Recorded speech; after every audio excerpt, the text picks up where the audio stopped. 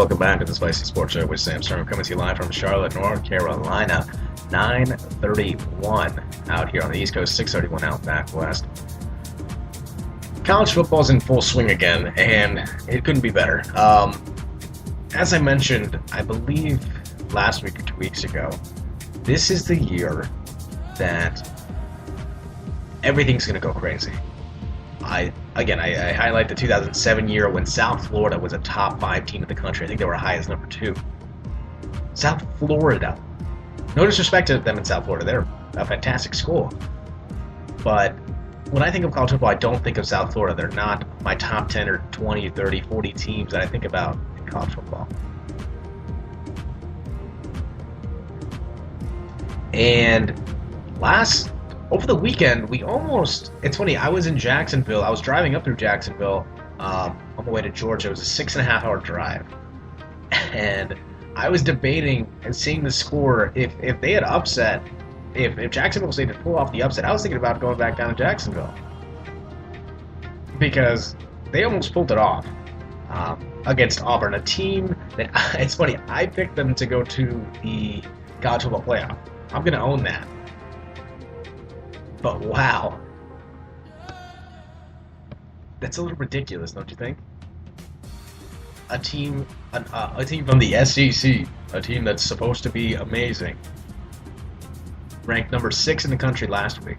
They won in overtime over Jacksonville State. They dropped down 12 spots to 18. Rightfully so. You're not supposed to even let them in the game. You're not supposed to let a team like Jacksonville State. Again, kudos to Jacksonville State. Don't get me wrong. I was rooting for them at that point because, look, I just wanted to see another Michigan Appalachian State from a couple years ago. And that would have been awesome. And again, what year was that? 2007. The year that I'm talking about that everything shook up the land. It shook up the landscape of college football.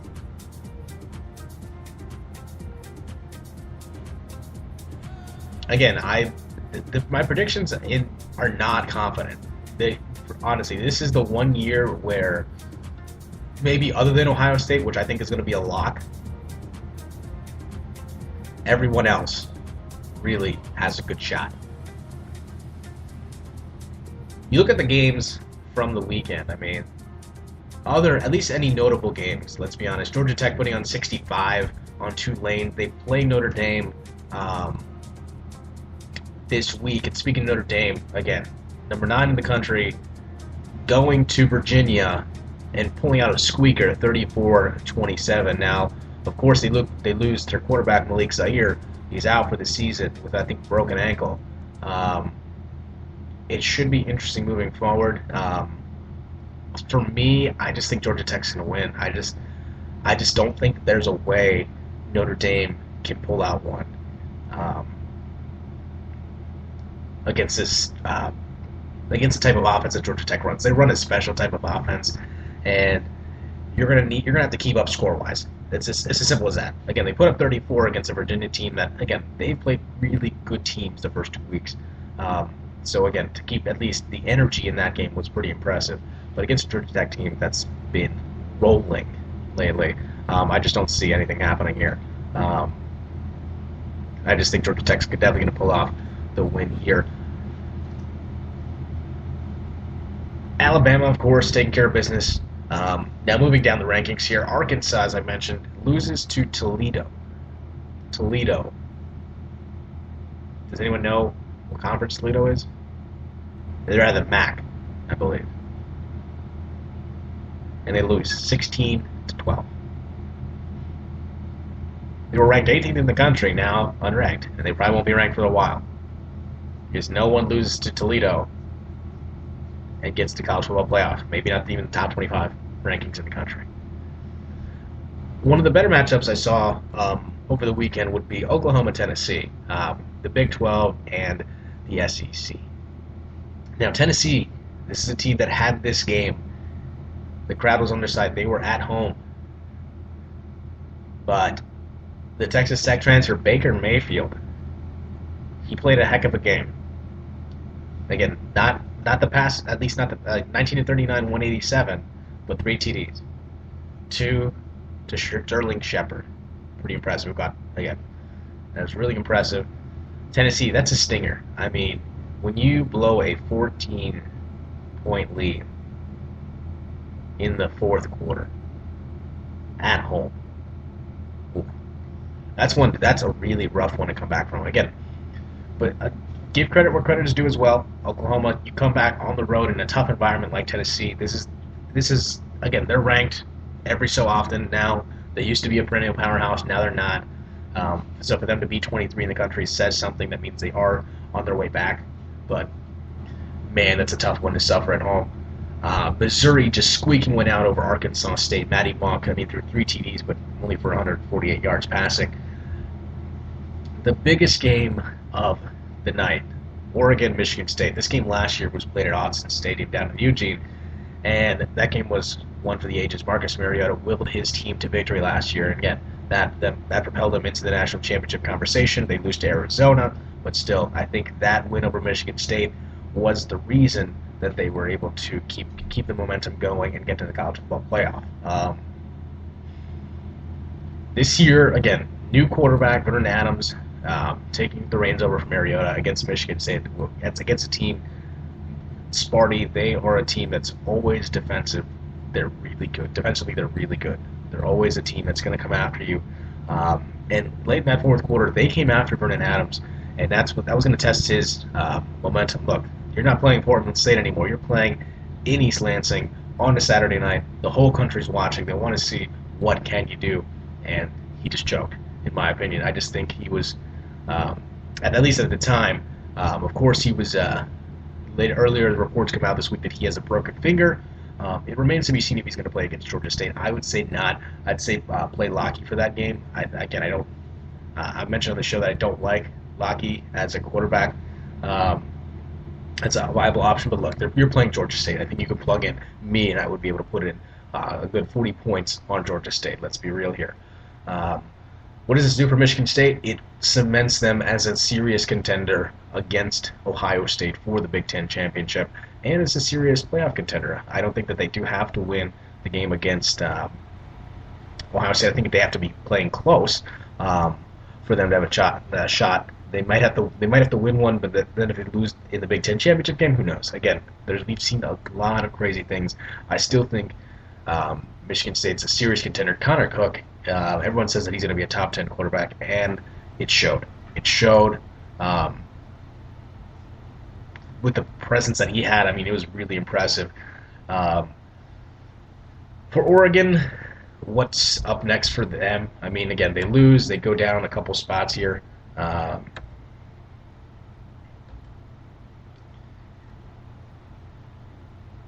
As I'm pulling up the rankings, again, it's taking a little bit forever. I mean, they have Georgia State at home. That's going to be really easy. Then they have Utah at home. That's always good. Then they go on the road against Colorado. Not a tough matchup.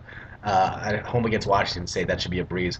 Washington will probably be a little bit closer of a game where they're going to need Adams to come back. So overall, I think you rest him against Georgia State, you rest him at Colorado, maybe at Washington State. He needs to play against Utah for them, for Adams anyway. And then it gets into the rough part of their schedule. I mean, they go to they go down to Tempe, at Arizona State, against Cal. That's Jared Goff is a really good quarterback out of Cal, and I think they're going to be good. At Stanford, we've seen the matchups again. I don't care that Stanford's unranked. It's Stanford, and it's Oregon. That's going to be a great game. At home against USC, that's going to be the biggest matchup for Oregon. They're going to have to win that one. And, of course, ending with a civil war against in-state rival Oregon State to close out the year. Does this propel them out of the playoff spot? No. But I do think that they're going to have to pick up some quality wins, especially against teams like Cal and against Washington, and of course the big one against USC. USC has looked really good, putting up 59 points. Cody Kessler, again, 26-31, 410, passing, 3 TDs. Great. I want to see Cody Kessler perform in the big spotlight. That's my problem with Cody Kessler. You see the numbers that he plays against good quarterbacks, and you see the numbers that he plays against against bad teams. You see they're great.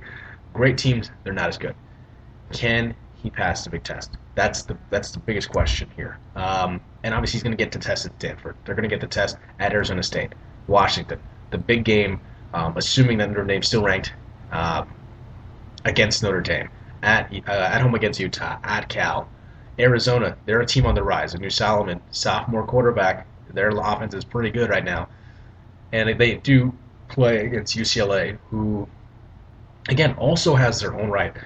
They can make a case for a top four playoff spot. Honestly, three teams out of the Pac-12 have a legit shot: Oregon, USC, UCLA. Dark horse being Arizona, to get into the playoff. So, I mean, realistically, that's pretty impressive. For the SEC, I can maybe think of Alabama.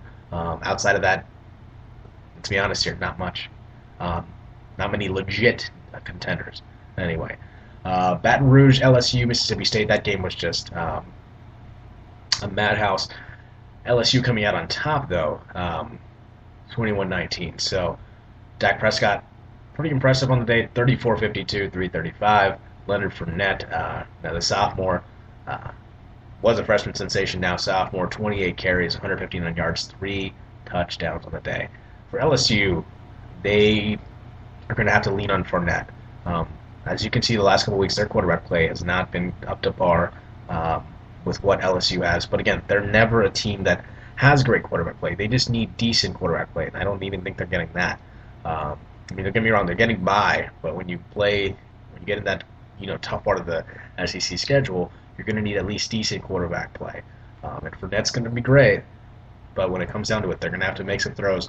Who is it going to be? BYU is a team that it's interesting. I mean, they lose their starting quarterback. Tanner Magnum comes in. I mean, what a name. Tanner Magnum. I mean, you have to play football. If not, again, be quarterback. And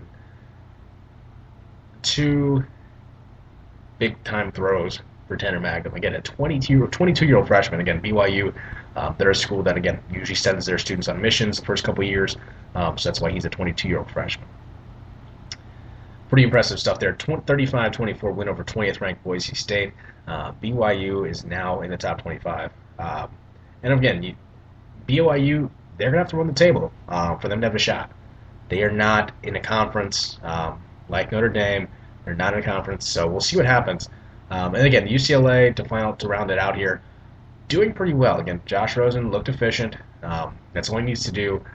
He can make the big-time throws, and again, he is just a freshman. He looks like a Matt Barkley type, except a little bit more size on him. That's the difference between Rosen and Barkley for me. So going into next week, some of the big matchups here, I'm going to give you some pick'ems here. Clemson, Louisville, I got Clemson in that game. Easy. Florida State, Boston College. Florida State's going to be no question. Just scrolling down here, Northwestern and Duke. That should be too interesting. Get 2 schools that are great academically. Now they are both undefeated in football right now. That's as crazy as that is to believe. I have Northwestern. They are on a hot streak. I think they're a dark horse in the Big Ten. They're not going to be a team that can contend, but they may be able to surprise some people. The biggest matchup I would say would be Auburn-LSU down Baton Rouge. Auburn has not won down there since 1999. I expect that to continue, especially, again, that awful performance from Auburn. There's no way. I mean, they're going to have to bounce back big, and I just don't see that happening against LSU down Baton Rouge. That's an atmosphere unlike any other. Georgia Tech, Notre Dame, that'll be one of the other biggest matchups of the night. Georgia Tech, their offense is really impressive. Again, Notre Dame, I don't know how they're going to do with another quarterback. They've lost 4 running backs. Again, Everett Golson to transfer to Florida State, so they don't have him. And again, I do like Georgia Tech. I like the way that they run their offense. I like the way that they tire out defenses. And Notre Dame, as great as their defense is, it's really hard to keep up with that. And losing key players on offensively and defensively, moving forward, I just don't see Notre Dame being a serious contender. And again, Stanford USC, this is a game where I want to see what Cody Kessler can do. I think he can perform well. Stanford is not the Stanford of old, but they're still Stanford. They're still a really good defensive team, so I still see it still being a close one, but USC coming out on top. In the nightcap,